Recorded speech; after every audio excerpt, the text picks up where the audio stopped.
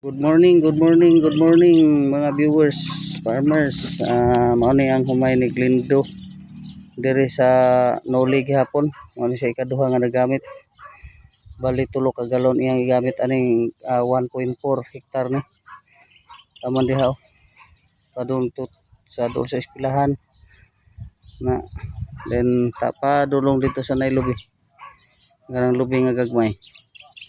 Ano ang gigamitan sa ato ang organic foliar fertilizer mga promise land na nagtugod nagbunga tagas kayo o kunat sa uhay mga viewers